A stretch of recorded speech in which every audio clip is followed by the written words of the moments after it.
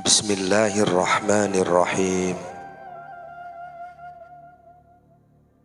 Al-hub atau cinta berarti kecenderungan tabiat terhadap sesuatu yang dirasakan nyaman. Jika kecenderungan itu begitu kuat, maka ia dinamakan kerinduan. Dalam kondisi rindu, seorang sanggup menjadi budak bagi yang dicintai dan dirindukannya itu, dan sudi menginfakkan apa yang dimiliki karenanya.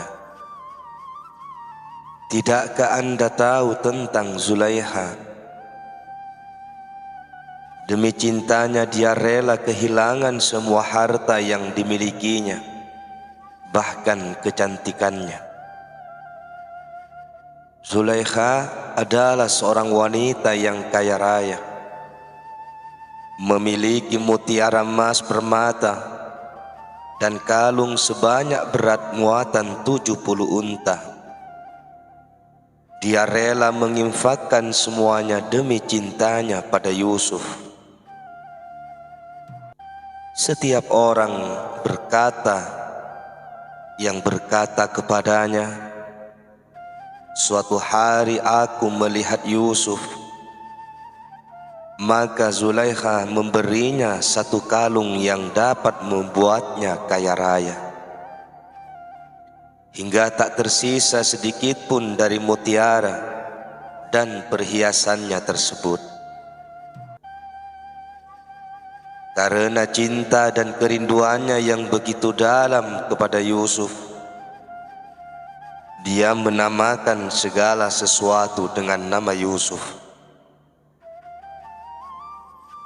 Dia tidak ingin apapun selain Yusuf. Ketika dia mengangkat wajahnya ke langit, yang dia lihat hanyalah nama Yusuf yang terukir indah pada bintang-bintang. Dalam suatu riwayat disebutkan, setelah Zulaikha beriman dan dinikahi oleh Yusuf alaihissalam, dia selalu menyendiri menghindar dari Yusuf dan menyepi untuk beribadah. Dia benar-benar tenggelam dalam keasyikan beribadah kepada Allah Subhanahu wa ta'ala. Ketika Yusuf mengajaknya ke tempat tidur, ia menepis dan menyanggupinya di malam hari. Dan ketika Yusuf mengajaknya di malam hari, ia menundanya hingga siang hari. Zulaikha berkata, "Wahai Yusuf, sebelum mengenal Allah, saya hanya cinta kepadamu. Tetapi setelah aku mengenalnya, maka cintaku kepadanya tak menyisakan buat mencintai yang lain. Dan aku menginginkan cintaku kepadanya tak digantikan oleh selain yang selainnya." Sampai pada suatu saat Yusuf berkata kepadanya, "Sesungguhnya Allah Subhanahu wa ta'ala memerintahkan kepadaku untuk melakukan hal itu atau berhubungan badan dengan Anda. Dia mengabarkan kepadaku bahwa dia akan mengeluarkan 2 orang anak dari atau melalui Anda yang akan dia jadikan sebagai nabi." Zulaikha berkata, "Jika memang Allah yang memerintahkan untuk melakukan hal itu dan menjadikan aku sebagai jalan untuk mewujudkan tujuan tersebut, maka berarti hal itu sebuah ketaatan terhadap perintah Allah. Maka silahkan Anda melakukannya." Dengan demikian, maka Zulaikha menjadi tenang dalam dekapan Yusuf alaihi salam. Diceritakan bahwa ketika ditanyakan kepada Majnun Laila, siapa nama anda? Dia menjawab, Laila. Suatu hari ketika ditanyakan kepadanya, bukankah Laila telah mati? Dia menjawab, sesungguhnya Laila telah bersemayam di dalam hatiku. Dia tidak mati. Pada suatu hari, ia berjalan di depan rumah Laila, tetapi ia melihat ke langit, lalu dikatakan kepadanya, wahai Majnun, janganlah anda memandang ke langit, tetapi pandanglah rumah Laila, barangkali anda akan melihatnya. Dia menjawab, cukuplah bagiku memandang bintang yang pantulan cahayanya jatuh menerpa rumah Laila. Diceritakan tentang Mansur Al-Hallaj rahimahullah yang ditahan oleh orang-orang selama 18 hari. Lalu Asy-Syubali datang kepadanya dan berkata, wahai Mansur, apakah mahabbah atau cinta itu? Dia menjawab, janganlah anda bertanya kepadaku hari ini, tetapi bertanyalah kepadaku esok hari. Ketika pagi hari tiba dan orang-orang telah mengeluarkannya dari penjara hendak membunuhnya, Syubali berjalan di hadapannya. Lalu Mansur memanggil, ya Syubali, cinta di awalnya adalah kebakaran dan akhirnya adalah pembunuhan. Hal itu mengisyaratkan bahwa betapa telah benar-benar menjadi nyata dalam pandangan Al-Hallaj. Sesungguhnya segala sesuatu selain Allah adalah batil. Dia benar-benar tahu dan yakin bahwa hanya Allah lah yang hak, sehingga ketika nama Tuhan yang hak itu tertanam dalam dirinya, dia menjadi lupa akan dirinya sendiri. Oleh sebab itu ketika dia ditanya, siapa anda? Dia menjawab, saya Al-Haq. Diriwayatkan bahwa bukti kebenaran cinta itu ada pada 3 hal,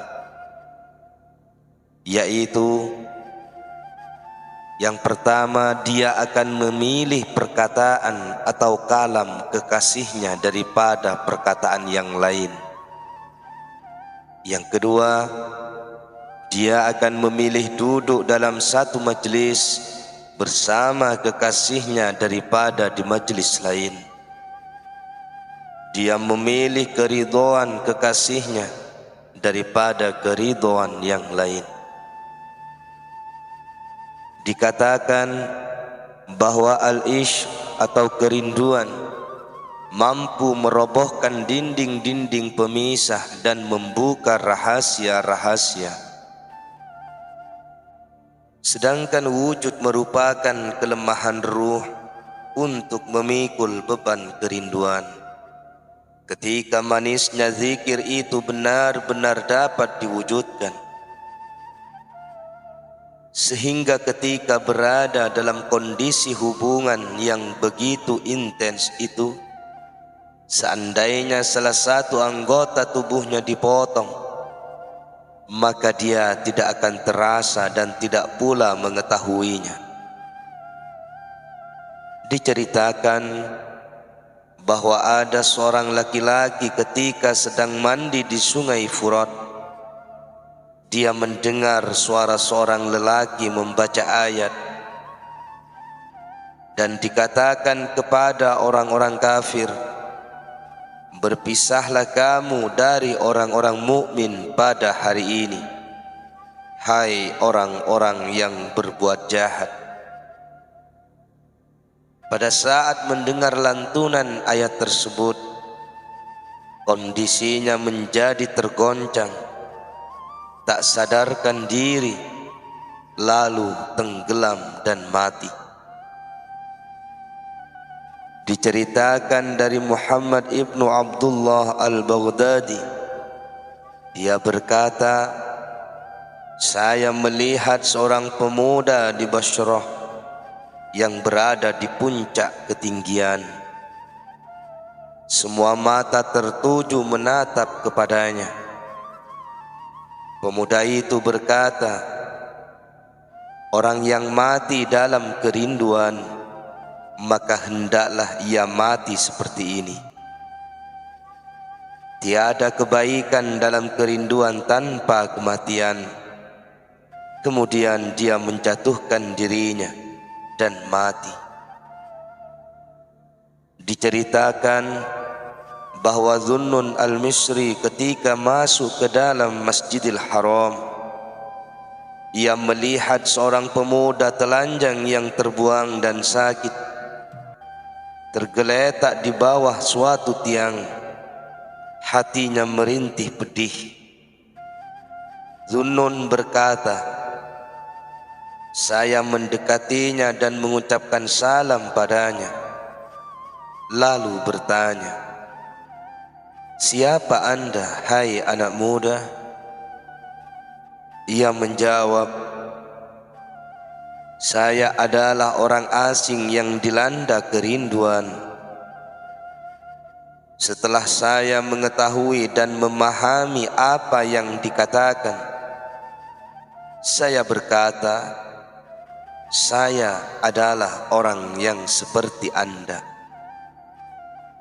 Kemudian ia menangis, dan aku pun menangis karena tangisannya. Mengetahui aku menangis, dia bertanya, mengapa Anda menangis? Saya menjawab, saya adalah orang seperti Anda. Dia menangis dengan suara yang sangat keras, lalu menghembuskan nafasnya yang terakhir kali atau mati. Pada saat itu juga aku menutupinya dengan bajuku, kemudian pergi meninggalkannya untuk mencari kain kafan. Setelah aku membeli kain kafan, aku segera kembali padanya di tempat semula, tetapi aku tidak mendapatinya. Aku berkata, Maha suci Allah. Tiba-tiba aku mendengar suara tanpa rupa atau panggilan Rabbani. Wahai Dhunnun, sesungguhnya pemuda asing itu adalah orang yang dicari-cari setan di dunia, tetapi tidak menemukannya. Malaikat Malik juga mencarinya, tetapi ia tidak melihatnya. Malaikat Ridwan mencarinya di dalam surga, tetapi tidak menemukannya. Aku bertanya, kalau begitu, dia di mana? Dhunnun berkata, kemudian aku mendengar suara lagi di tempat yang disenanginya, yaitu di sisi Tuhan yang Maha Berkuasa. Sebab kecintaannya, banyaknya ketaatan dan kesegeraannya bertobat. Demikian sebagaimana dijelaskan di dalam kitab Zahrul Riyad. Sebagian para syekh ketika ditanya tentang cinta, ia menjawab, sedikit bergaul, banyak berkholwat atau menyepi, selalu melakukan perenungan dan berpikir sekalipun secara lahiriah terlihat diam. Dia tidak melihat ketika dipandang, tidak mendengar ketika dipanggil, tidak paham ketika diajak bicara, tidak bersedih ketika ditimpa musibah, bahkan ketika ditimpa kelaparan, dia tidak mengerti. Dia telanjang tetapi tidak merasa. Dia mencaci maki tetapi tidak takut. Dia melihat kepada Allah dalam berkhalwat dan merasa damai di sisinya. Dia bermunajat kepadanya dan tak ikut berebutan dengan orang-orang yang ambisius dalam urusan keduniaan mereka. Abu Tawwab An-Nakhashi berkata tentang tanda-tanda cinta sebagaimana yang terbuang dalam bait-bait syair berikut ini. Janganlah sekali-kali Anda tertipu bagi seorang kekasih memiliki tanda-tanda. Dia memiliki beberapa sarana dan sangat ringan mengulurkan tangannya buat menyambut sang kekasih. Dia merasa nikmat menerima cobaan dari sang kekasih dan senantiasa melakukan apa yang menyenangkan kekasihnya. Penolakan sang kekasih baginya adalah sebuah pemberian yang terkabulkan. Kefakiran menjadi sebuah kemuliaan dan merupakan kebaikan yang disegerakan. Di antara tanda-tandanya lagi, Anda akan melihat bahwa seluruh tujuannya adalah buat ketaatan sang kekasih, sekalipun ia banyak dikecam. Termasuk tanda-tandanya juga, dia selalu terlihat tersenyum, sekalipun di dalam hatinya ditimpa kepahitan oleh sang kekasih. Di antara tanda-tandanya, dia terlihat selalu ingin paham perkataan orang yang memberikan pengabulan terhadap orang yang meminta. Dan termasuk tanda-tandanya, dia selalu hidup bersahaja dan menjaga segala hal yang diucapkan. Ada sebuah hikayat. Pada suatu ketika Nabi Isa alaihi salam berjalan bertemu dengan seorang pemuda yang sedang menyirami kebun. Lalu pemuda itu berkata kepada Nabi Isa, "Wahai Nabi Isa, mohonlah kepada Tuhan Anda agar menganugerahkan kepadaku cinta kepadanya seberat zarrah." Nabi Isa berkata, "Anda tidak akan mampu menanggung mahabbah seberat zarrah." Pemuda itu berkata, "Kalau begitu, separuh zarrah saja." Lalu Nabi Isa alaihi salam berdoa, "Ya Tuhanku, anugerahkan kepada pemuda itu separuh zarrah dari kecintaanmu." Setelah berdoa, Nabi Isa pergi berlalu. Waktu pun terus berjalan melaju. Setelah beberapa lamanya, Nabi Isa melewati tempat pemuda yang didoakannya dan bertanya mengenai kondisinya. Orang-orang yang ditanya berkata, "Pemuda itu menjadi gila. Ia pergi ke gunung." Maka Nabi Isa berdoa kepada Allah agar diperlihatkan pada pemuda itu. Dan Nabi Isa melihatnya berada di suatu gunung, berdiri di atas batu besar seorang diri. matanya menerawang menatap ke langit. Ketika Nabi Isa mengucapkan salam kepadanya, ia tak menjawabnya. Nabi Isa berkata, "Wahai pemuda, saya Nabi Isa." Lalu Allah menurunkan wahyu kepada Nabi Isa alaihissalam. Bagaimana mungkin orang yang di dalam hatinya terdapat separuh zarrah dari kecintaanku dapat mendengar perkataan manusia? Demi keagungan dan kemuliaanku, seandainya Anda memotongnya dengan gergaji, tentu ia tidak akan mengetahui akan hal itu. Barang siapa yang mengakui 3 hal, sementara ia tidak membersihkan diri dari 3 hal, maka dia adalah orang yang tertipu. Yang pertama, orang yang mengaku merasakan manisnya berzikir kepada Allah, sementara ia mencintai dunia.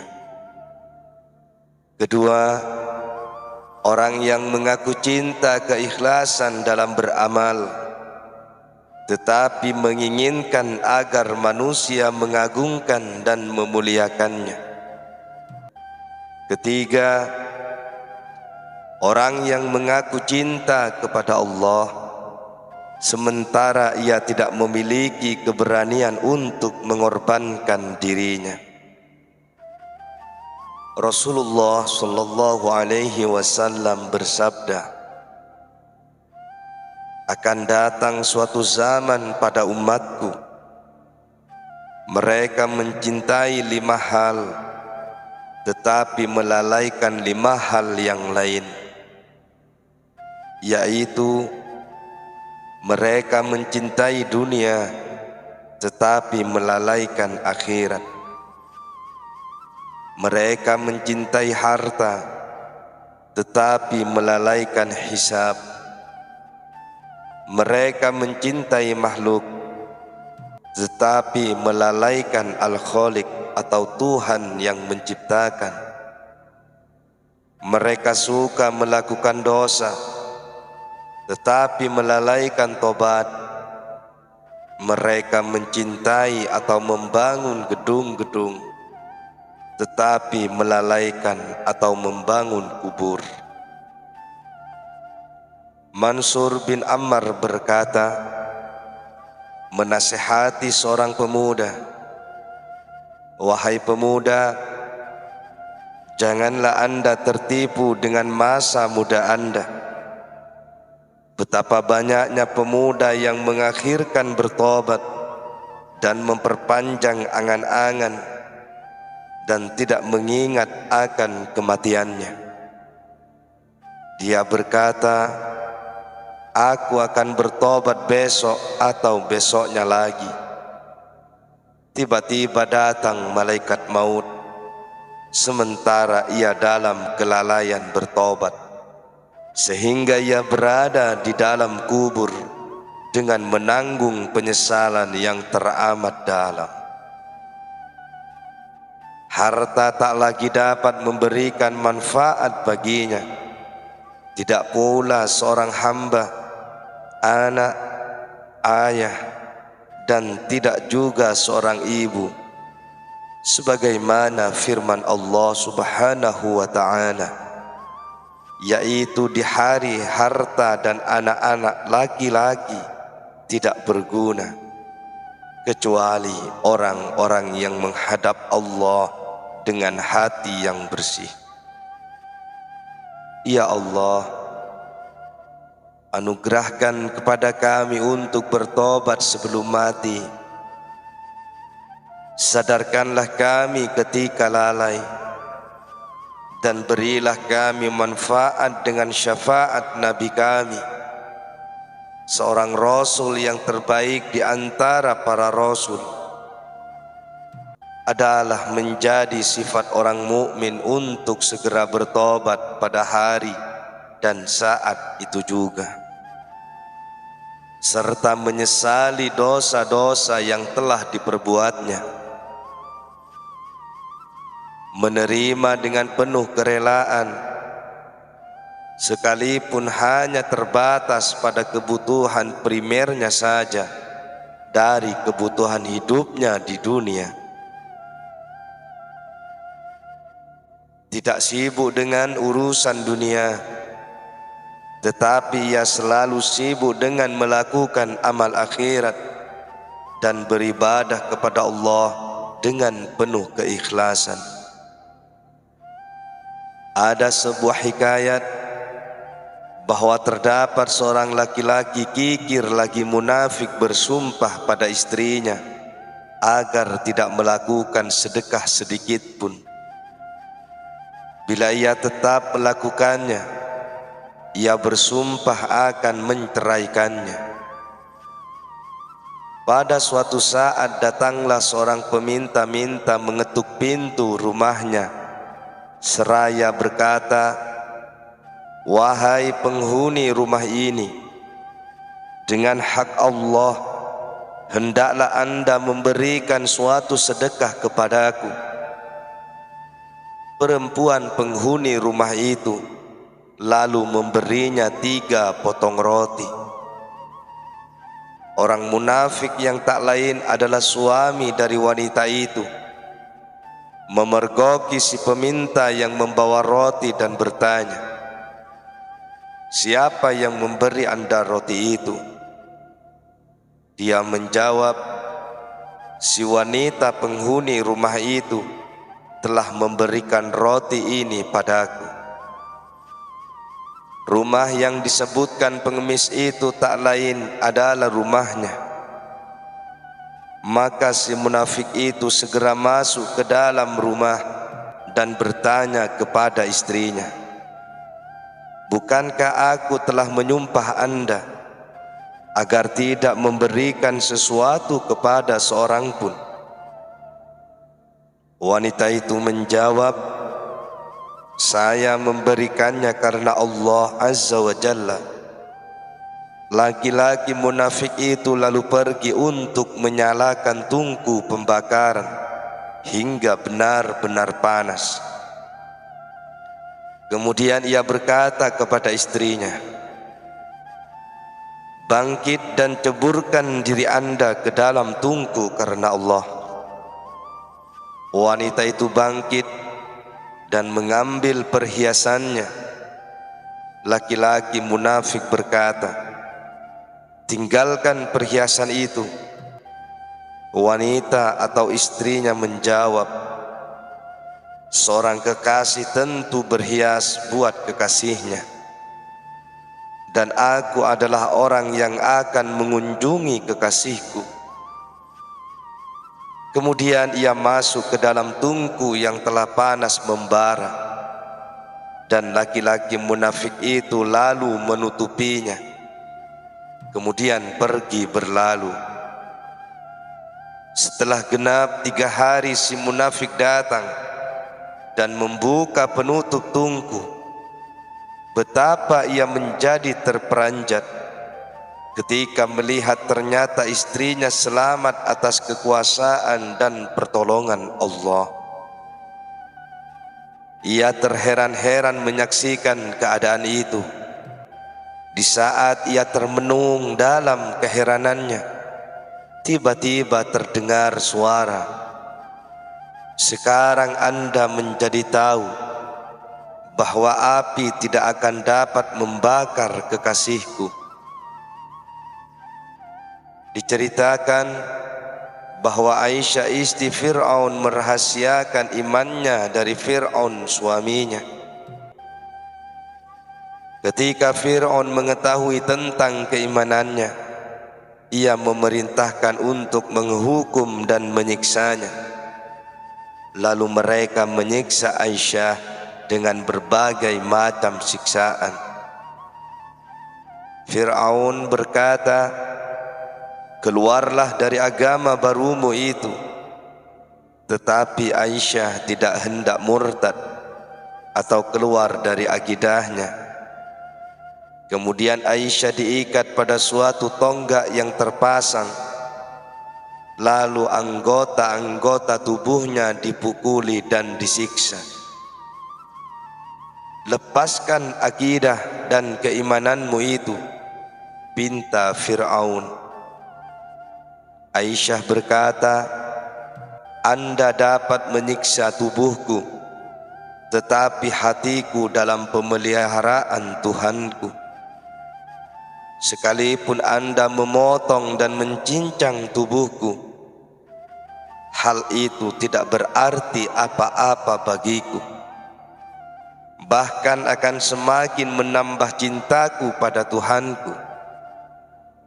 Kemudian ketika Nabi Musa lewat di hadapan Aisyah, ia memanggil, "Wahai Musa, apakah Tuhanku ridho ataukah murka kepadaku?" Nabi Musa menjawab, "Wahai Aisyah, para malaikat di langit sedang menanti kedatangan Anda dengan penuh kerinduan. Allah bangga terhadap Anda, dan sampaikan apa yang Anda inginkan kepadanya. Tentu Dia akan mengabulkan apa yang Anda inginkan." Lalu Aisyah memohon, sebagaimana disebutkan dalam ayat berikut ini, "Ya Tuhanku, bangunlah untukku sebuah rumah di sisimu dalam surga, dan selamatkanlah aku dari Fir'aun dan perbuatannya, dan selamatkanlah aku dari kaum yang zalim."